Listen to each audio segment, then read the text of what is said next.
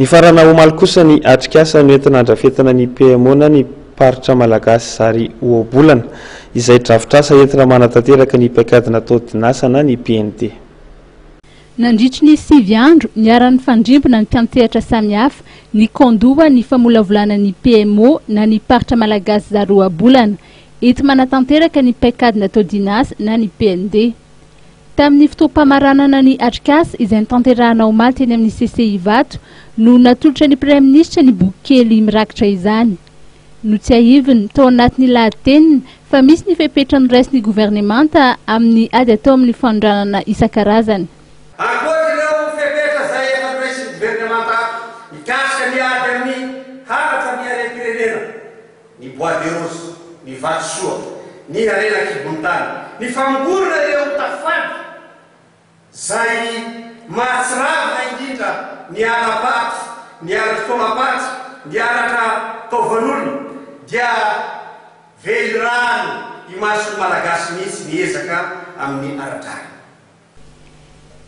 Mikasika ny PMO dia manana herinandro ny Premier Ministra lehibe ny gouvernemanta andinihana izay voarakitra ao anatiny.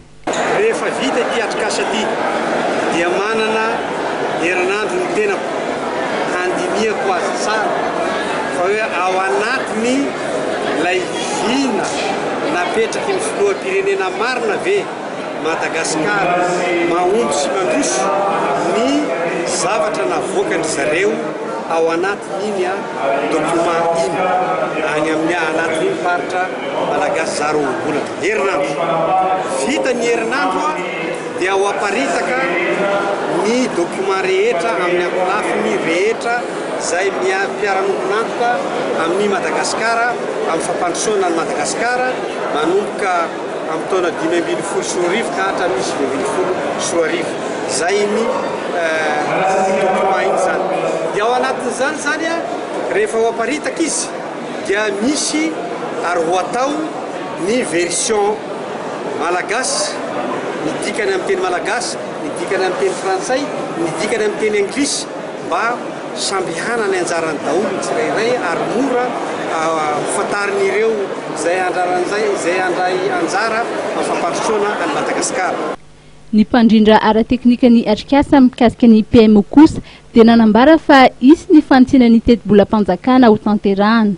Tsy maintsy jerena aloha ny vola misy eo am-pelatanan'ny fanjakana na ny ressources propres internes ary ny mpamady vola no mameno ny ambiny mba ahafahana manatanteraka ny lahara-pahamehan'ireo tetikasa samihafa.